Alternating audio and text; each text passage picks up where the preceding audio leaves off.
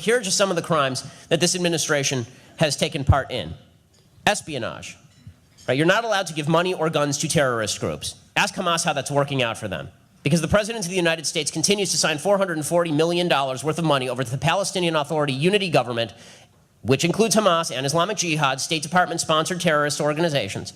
And the State Department has sided with Hamas, with the Palestinian Authority, with Islamic Jihad, called on Israel for restraint against terrorist groups that kidnap young Jewish boys and then proceed to murder them. They're doing this now on the basis of this Palestinian kid who tragically was killed by Jewish extremists. There is a vast difference between the two sides. There are no streets going to be named after these Jewish pathetic pieces of human refuse who engaged in this conduct. They're going to be prosecuted to the full extent of the law. Every Jew who watched what happened on Sunday when this arrest took place and all this came out felt sick to his stomach. They felt like vomiting and never stopped vomiting.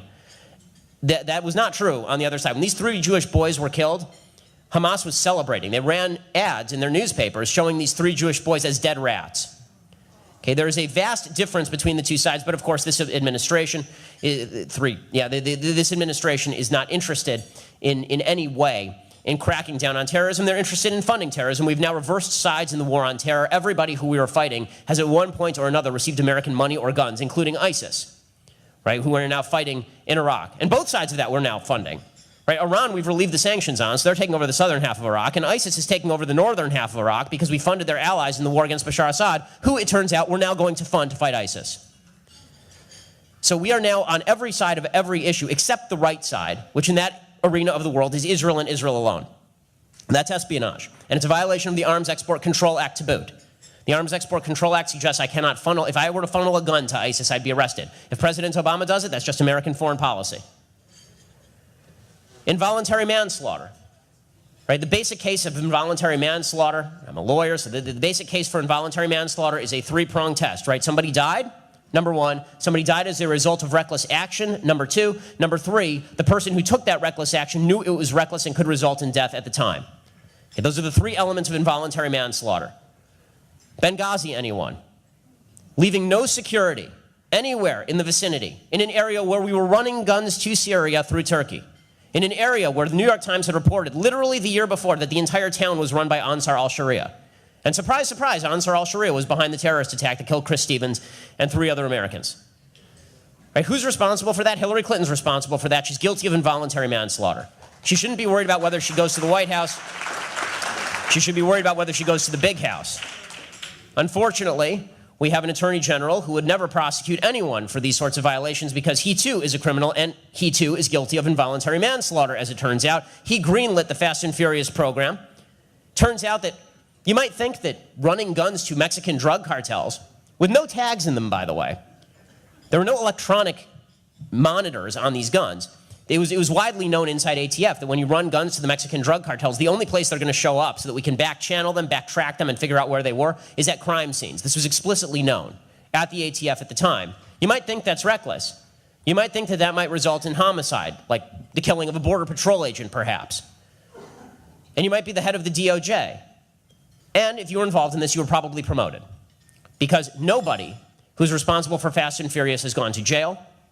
Nobody's really even been fired. How about violation of internal revenue laws? If you or I were to leverage the IRS to crack down on particular folks, we would be put in jail.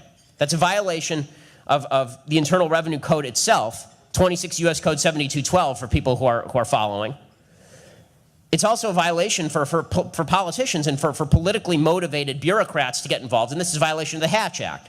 Right? The Hatch Act prohibits bureaucrats from getting involved in political situations like this and targeting political opponents. It's a violation of law. But it's a phony scandal, according to the President of the United States. You want to know how corrupt and criminal and nasty this administration is? John Eastman runs the National Organization for Marriage. I'm sure some of you know of John.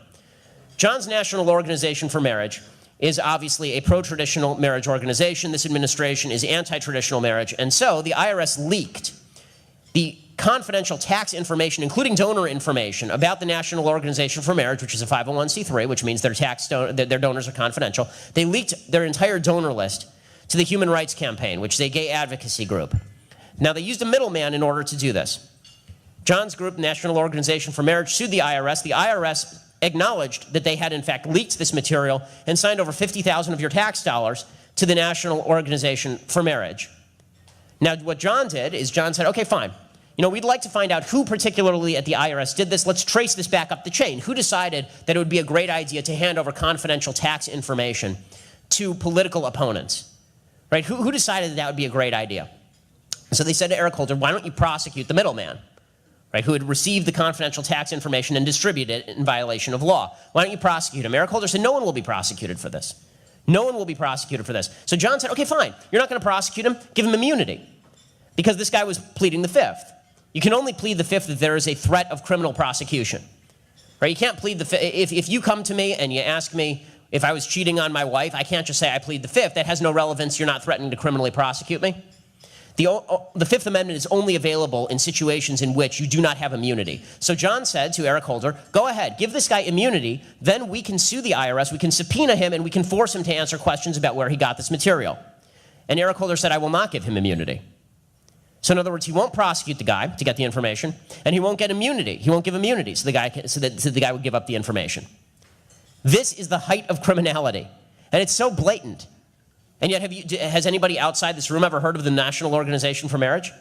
Can you imagine if the NAACP had sued Bush's IRS, and Bush's IRS had said, yeah, you know what, we discriminated against you, here's a $50,000 settlement. You think that might lead the news for a few nights? But for the Obama administration, it will not even make the back page of the New York Times.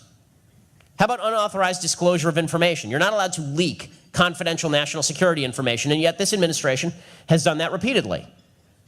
This administration has done it 4 separate times with regard to Israeli national security information, sunk Israel's ability to strike Iran. Israel was supposed to use an airbase in Azerbaijan to strike Iran. That was leaked by the Defense Department to the New York Times. Israel was supposed to work with the Saudis to use Saudi airspace to strike Iran. That was leaked by the Defense Department to the New York Times. Israel was behind Stuxnet. That was leaked by the Defense Department to the Washington Post. And Israel was working out agreements with particular groups to go in and try and decapitate some of the heads of the nuclear program. That was also leaked by the Defense Department to the Washington Post. But it's not just Israeli national security information that's being leaked. You know how we all knew that President Obama had his kill list? You know, Rand Paul has been very big on President Obama has his kill list. American citizens abroad who he just decides we can kill. Which, by the way, is, regardless of what you think of the killing of Anwar al-Awlaki, and I'm fine with it. He's a terrorist. He deserved to die. The possibility that we now live in a country where the president can determine, based on which side of the bed he woke up this morning, whether to hit somebody with a drone or trade them for 5 Taliban terrorists is frightening. That should be frightening. Bo Bergdahl was no friend to the United States, according to most reports. And yet he was an American citizen who had to be brought home just in time for the president to quash the VA scandal. He had to be brought home at the cost of 5 top Taliban officials. Because he was an American citizen, he had to be brought home. Well, if his name happened to be Anwar, he'd be dead from a drone strike in Yemen. So the president literally, I mean, that is, if there's anything that speaks to dictatorial power, it is the ability of the president to unilaterally declare who is an American citizen and who is not an American citizen for the purposes of hitting them with a drone or trading terrorists for them.